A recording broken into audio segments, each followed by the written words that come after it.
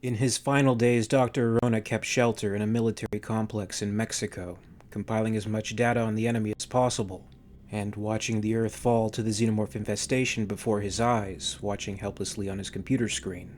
Shortly before the complex was compromised, Orona sent a final transmission, reporting his last significant findings. Eyes only, AA Alpha, log on, Orona. I've lost track of time since the binational attack. I've barricaded myself in my office to give me time to prepare this final report. Evidently, the alien queen is able to communicate in some subconscious fashion with other species, in human beings. These disseminations manifest themselves in the form of patterned nightmares. The dreams were a lure. At first we thought we'd be able to contain the spore. Infestation seemed limited to a narrow geographic range, and yet every cluster we found, there were 10 more just like it.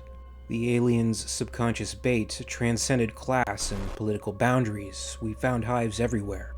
With each new discovery, our hope of destroying the creatures before they entered civilian population faded. However, we still considered containment an option. In studying the bionational files, we learned their queen had gestated a number of weeks prior to maturation. Using their experiment as a baseline, I assumed we still had time before any new queens would become viable. I was wrong. Perhaps our worst mistake was underestimating the sheer instinctual cunning of the creatures. We didn't see the underlying pattern behind their evolutionary process, the way every facet of their existence was geared toward propagation. The queens matured at whatever speed their survival dictated. We had assumed the gestation period was time for the alien embryo to feed and grow, but it was more than that. It was an opportunity for the unknowing host to spread its spore to other sites. There was a geometric perfection to the infestations. Each queen would lay still more queens, and with every generation the spore more entrenched. The civilian authority was weak in the face of the devastation. When the generals finally staged their coup, it seemed almost welcome. The military created testing centers where physicians checked civilians for signs of the alien infection. First, the tests were voluntary. Within days, that changed. There were rumors that the military was using the pretext of alien infection to eliminate political dissidents. The poor, the disaffected, as if such rivalries even mattered. Vital services, water, electricity, began to fail. We've heard of infestations in Europe, Australia. The seed is growing with remarkable speed. From all this, I've come to understand something about humanity.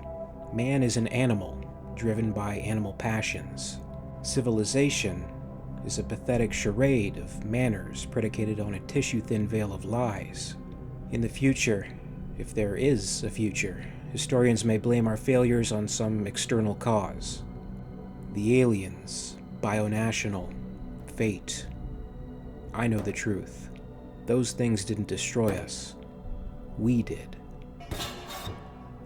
They'll be here soon. The military has organized off-world ships to evacuate vital personnel to the other colonies, mainly their own precious hides. I've chosen to remain behind. We made the mistake of perceiving the aliens as sentient warriors. I finally realized the truth. They're a disease. A cancer. My mother died of cancer. Odd how I've been thinking about her.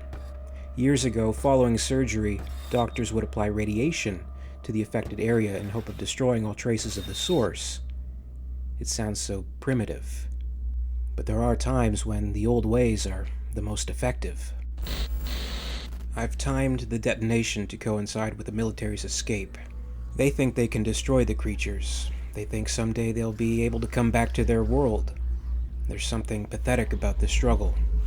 My only regret is that I won't survive to see them proven wrong. I take pride in my pragmatism. I realize this transmission is pointless.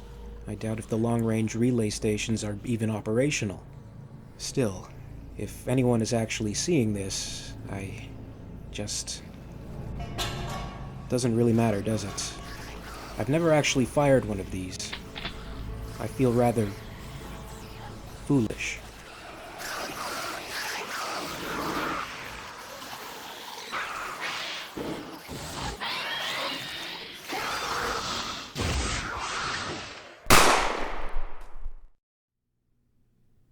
In this series, I am recounting the Earth War as depicted in the Aliens comic series and novels, and the events leading up to it, as well as its aftermath.